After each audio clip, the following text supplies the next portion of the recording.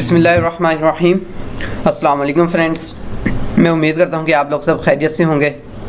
जैसा कि आप लोग सब जानते हैं कि हमने जो लास्ट वीडियो थी उसमें हमने अपना आईपी इंटरनेट प्रोटोकॉल को डिस्कस किया था, उसका डाटाग्राम फॉर्मेट आईपी वर्जन 4 को डिस्कस किया था कि उसके डाटाग्राम फॉर्मेट जो है उसमें कौन कौन सी फील्ड्स होती हैं।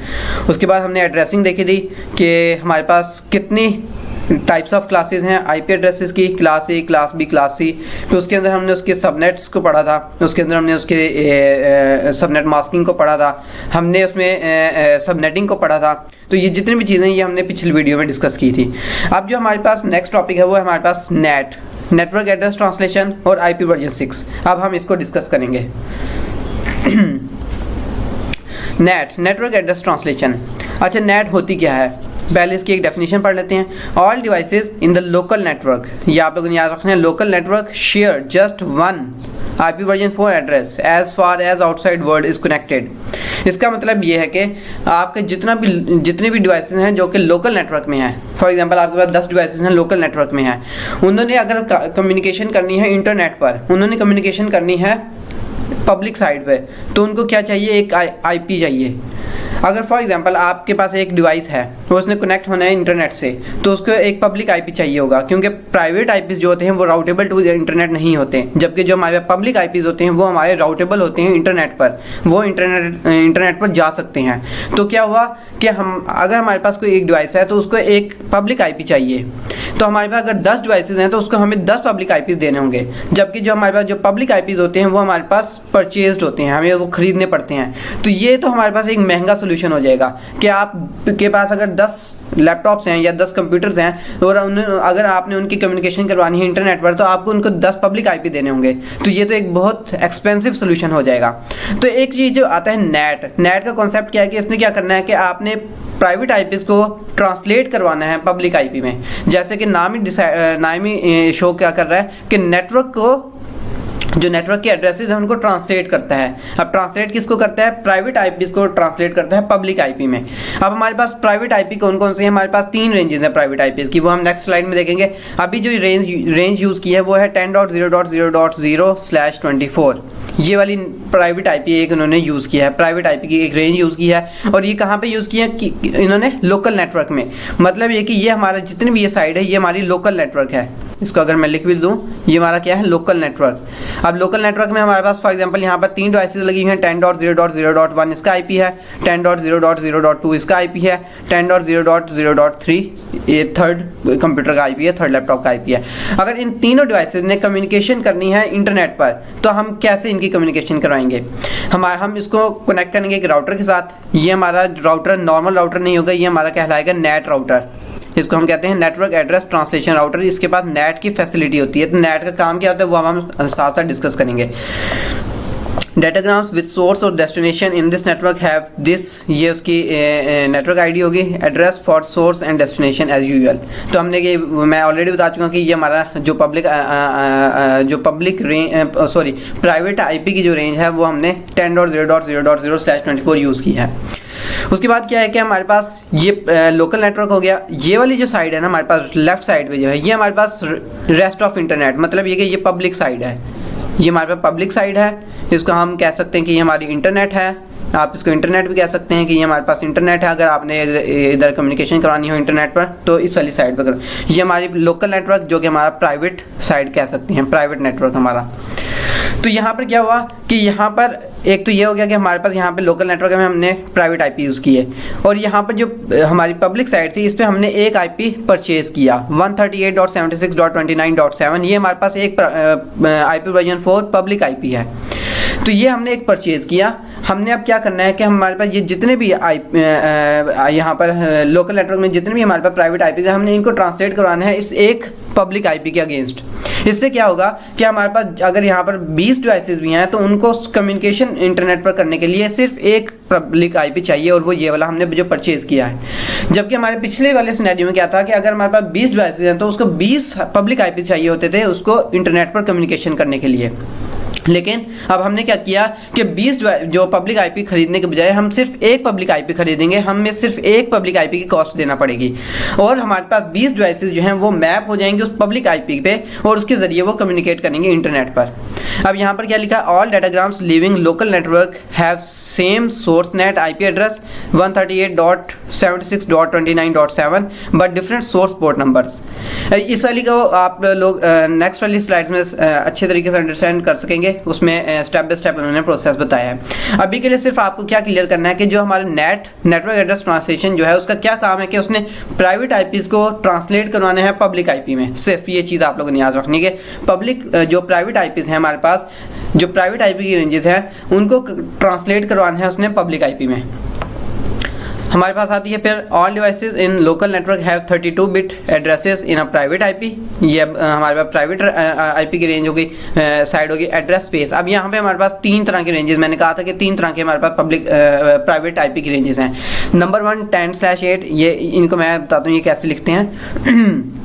पहली रेंज जो है क्लास ए में वो है 10.0.0.0/8। दूसरी है 172.16.0.0/12 और तीसरी है 192.168.0.0/16। ये 3 हमारे पास प्राइवेट आईपी की रेंजेस हैं। एक क्लास ए की है पहली, दूसरी क्लास बी की है, तीसरी क्लास सी की है। प्राइवेट आईपी रेंजेस, तो ये हमारे पास प्राइवेट आईपी की रेंजेस हैं। ये इसके अलावा जितने भी आईपीज होंगे वो हमारे पब्लिक आईपी कहलाएंगे। मतलब ये कि उनको आपको परचेज करना पड़ेगा।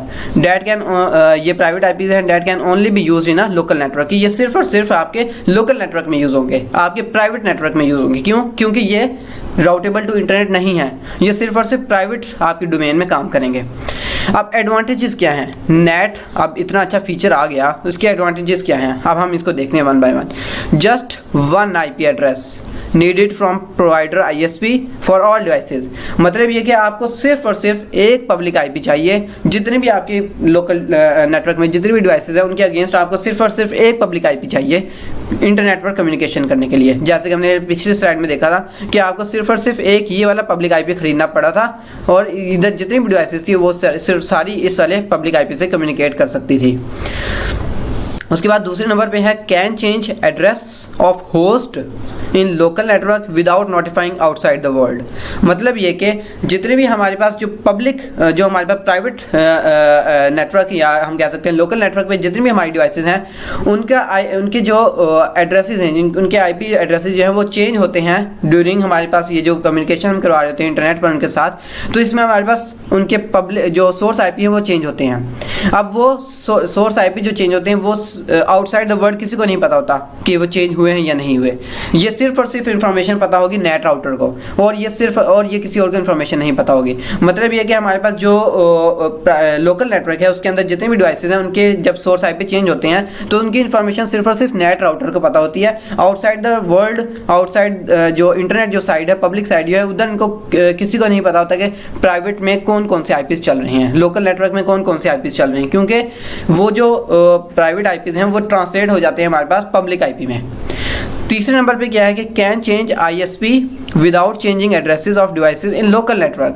मतलब ये कि आप जो अपना इंटरनेट सर्विस प्रोवाइडर है वो आप चेंज कर सकते हैं without changing the IP addresses of the local network. कि आपको लोकल नेटवर्क पे जितने भी डिवाइसेस हैं उनके आईपीस को नहीं चेंज करना पड़ेगा। आप आराम से उनसे अपने इंटरनेट सर्विस प्रोवाइडर को चेंज कर सकते हैं, स्विच कर सकते हैं किसी एक इंटरनेट सर्विस प्रोवाइडर से दूसरे इंटरनेट सर्विस प्रोवाइडर पर। इसमें सिर्फ और सिर्फ आपका क्या होगा कि आपका आईएसपी चेंज हो जाएगा, आपको कोई कॉन्फ़िगरेशन वगैरह या कोई चेंजिंग वगैरह नहीं करनी पड़ेगी आईपी एड्रेसेस की लोकल नेटवर्क के डिवाइसेस में। ये हो गया तीसरा पॉइंट। चौथा पॉइंट कि सिक्योरिटी। अच्छा, यहाँ पर सिक्योरिटी भी हमें मिलती है। सिक्योरिटी कैसे मिलती है? Devices inside local net not directly addressable. कि जो हमारी डिवाइसेस जो हैं वो visible by outside the world. मतलब ये कि जो हमारे पास जो डिवाइसेस हैं लोकल नेटवर्क वाली वो डायरेक्टली कम्युनिकेट नहीं कर सकती हमारे पास पब्लिक डिवाइसेस के साथ। क्यों? क्योंकि दरमियान में हमारे पास नेट राउटर होता है और वो क्या करता है कि उनकी जो सोर्स आईपीज हैं उनको चेंज कर देता है पब्लिक आईपी में, जो मतलब सोर्स प्राइवेट आईपी जो होते हैं उनको चेंज कर देता है पब्लिक आईपी में। तो जो हमारी आउटसाइड द वर्ल्ड है, जो हमारे पास इंटरनेट पे जो यूजर्स हैं, उनको नहीं पता होता कि प्राइवेट नेटवर्क में या जो लोकल नेटवर्क है उधर कौन कौन से डिवाइसेस पर कौन से आईपीस चल रही हैं। तो यहाँ पर हमारे पास एक ही सिक्योरिटी इंप्लीमेंट हो जाती है कि हमारे पास जो प्राइवेट जो हमारे पास लोकल नेटवर्क के डिवाइसेस हैं उनकी आईपीस की इंफॉर्मेशन प्राइवेट जो पब्लिक साइड है उस पर नहीं जाती। ये हमारे पास 4 मेन एडवांटेजेस हैं नेट के। उसके बाद नेट की इम्प्लीमेंटेशन देखते हैं कि वो कैसे होती है। सबसे पहले है कि outgoing datagrams replace source IP address and port number, मतलब कि सोर्स आईपी और source port number of every outgoing datagram to NAT IP address and new port number. मतलब ये कि जो हमारे पास अगर फॉर एग्जांपल कोई रिक्वेस्ट जा रही है पब्लिक साइट पर लोकल नेटवर्क से, तो उनकी क्या होती है कि जो लोकल नेटवर्क के जो डिवाइसेस हैं उनकी जो सोर्स आईपी और जो सोर्स पोर्ट है वो चेंज हो जाती है नेट आईपी एड्रेस में और उसकी नेट की पोर्ट में। मतलब ये कि हमारे पास रिक्वेस्ट जब जारी होती है इंटरनेट पर तो हमारे पास सोर्स आईपी चेंज होते हैं और सोर्स पोर्ट चेंज होती है। और किस में चेंज होती है? नेट आईपी में और नेट की पोर्ट में। अब यहाँ पे क्या लिखा है कि remote client servers will respond using NAT IP address new port as destination addresses. मतलब ये कि जितने भी हमारे पास पब्लिक साइट पे जितने भी हमारे पास क्लाइंट्स हैं, जितने भी सर्वर्स हैं, वो अगर कम्युनिकेट करना चाहते हैं हमारे लोकल नेटवर्क के डिवाइसेस के साथ, तो वो सबसे पहले कम्युनिकेट करेंगे हमारे नेट राउटर से, और नेट राउटर उनकी ट्रैफिक को सेंड करेगा आपके लोकल नेटवर्क में। इसको हम डिस्कस करेंगे, एक नेक्स्ट स्लाइड आएगी उसमें स्टेप बाय स्टेप डिस्कस किया जाएगा। दूसरे नंबर पे क्या हुआ कि remember in NAT translation table every source IP address और port number, source port number is translated to NAT IP address and new port number translation pair. मतलब ये कि हमारे पास जो नेट का जो टेबल होता है, नेट राउटर पे जो नेट टेबल बनता है, उसके अंदर क्या इंफॉर्मेशन होती है कि किस नेट आईपी एड्रेस और किस नेट पोर्ट ने किस पर्टिकुलर सोर्स आईपी और सोर्स पोर्ट पर जाना है। ये वाली इंफॉर्मेशन हमारे पास नेट राउटर में एज ए नेट टेबल में मौजूद होती है। तीसरी नंबर पे क्या चीज़ होगी कि अगर इनकमिंग डाटाग्राम है कि कोई बाहर से कोई ट्रैफिक आ रही है हमारे नेट राउटर पर, तो उसने क्या करना है? रिप्लेस क्या करेगा? नेट आईपी एड्रेसेस और new port number in destination fields of every incoming datagram with corresponding source IP address and source port number stored in the NAT table. अब यहाँ पर जो है हमारे पास ऑपोजिट काम हो रहा है, रिवर्स हो रहा है। मतलब ये कि पहले हमारे पास जब रिक्वेस्ट जा रही थी उसमें क्या हो रहा था कि हमारे पास सोर्स आईपी और जो सोर्स पोर्ट थी वो हमारी ट्रांसलेट हो रही थी नेट आईपी में और उसकी एक न्यू पोर्ट पे। जबकि हमारे पास इनकमिंग डाटाग्राम में क्या हो रहा है कि जो नेट आईपी है और उसकी जो न्यू पोर्ट है वो ट्रांसलेट हो रही है सोर्स आईपी और सोर्स पोर्ट में उस पर्टिकुलर डिवाइस की। तो ये हमारे पास इनकमिंग डाटाग्राम है। इसको हम डिस्कस करते हैं यहाँ पर इस वाली स्लाइड में कि ये हमारे पास कैसे काम करता है। ये हमारे पास लोकल नेटवर्क है, ये आप लोगों को पता होना चाहिए। अब ये हमारे पास लोकल नेटवर्क है और ये जो दूसरी साइड है हमारे पास, ये हमारे पास पब्लिक साइड है। इसको हम क्या देते हैं? इसको हम इंटरनेट भी कह सकते हैं और ये हमारे पास पब्लिक साइड है। अब यहाँ पर क्या हुआ कि हमारे पास जो प्राइवेट जो लोकल नेटवर्क है उसके अंदर हमारे पास कौन सी रेंज चल रही है? 10.0.0.0/24 की रेंज चल रही है। अब यहाँ पर फॉर एग्जांपल यहाँ से अब हम मूव ऑन करते हैं कि ये इस वाली पीसी ने, इस वाली क्लाइंट ने रिक्वेस्ट भेजी है इंटरनेट पर। अब क्या है? सोर्स क्या है? 10.0.0.1, ये इसका सोर्स आईपी हो गया और 3345 इसकी पोर्ट हो गई। ये इसका सोर्स आईपी हो गया, इसकी पोर्ट नंबर 3345 हो गई। और डेस्टिनेशन क्या हुआ? 128.119.40.186 और स्लैश पोर्ट होगी 80। मतलब ये कि यहाँ पर हमारे पास कोई एक सर्वर पड़ा हुआ है, उसका वेब सर्वर पड़ा हुआ है, उसकी पोर्ट क्या है? 128.119 सॉरी ये आईपी है .40.186, ये इसका आईपी है स्लैश इसकी ये पोर्ट 80 है। मतलब ये कि पोर्ट 80 पे काम कर रहा है। इस पे उसने रिक्वेस्ट भेजी है इस क्लाइंट ने। अब वो कैसे जा रही है? सोर्स और डेस्टिनेशन उसने बता दिया अपने IPv4 डाटाग्राम में। अब ये रिक्वेस्ट जाएगी नेट राउटर पे और फिर ये कैसे इसको ट्रांसलेट करेगा? Wait a minute. हाँ, अब ये यहाँ पर क्या हुआ कि जो सोर्स था वो हमारा चेंज हो गया है। अब क्या सोर्स हो गया हमारा? ये पब्लिक आईपी हो गया जो हमने परचेज किया हुआ था। वो क्या बन गया? 138.76.29.7 और पोर्ट नंबर भी चेंज हो गई। मतलब कि ये नेट आईपी हो गया और ये न्यू पोर्ट हो गई उसकी 5001। और डेस्टिनेशन हमारा सेम का सेम है क्योंकि हमारे पास ये वेब सर्वर पर रिक्वेस्ट जाएगी। और जैसे ये ट्रांसलेट हुआ तो नेट टेबल में क्या हमारे पास चेंज हुई कि वैन साइड एड्रेस ये है और लैन साइड एड्रेस है। यहाँ पर क्या हुआ? 138.76.29.7 ये उसका आईपी हो गया, नेट का आईपी हो गया और ये इसकी न्यू पोर्ट हो गई। ये हमारे पास लैन साइड पे है कि 10.0.0.1 और ये पोर्ट नंबर 3345 हो गई। ये हमारे पास जैसे ही रिक्वेस्ट इस नेट राउटर से गुजरी तो ये हमारे पास चेंजिंग हो गई नेट टेबल में। अब ये हुआ, रिक्वेस्ट चली गई इस सर्वर पर।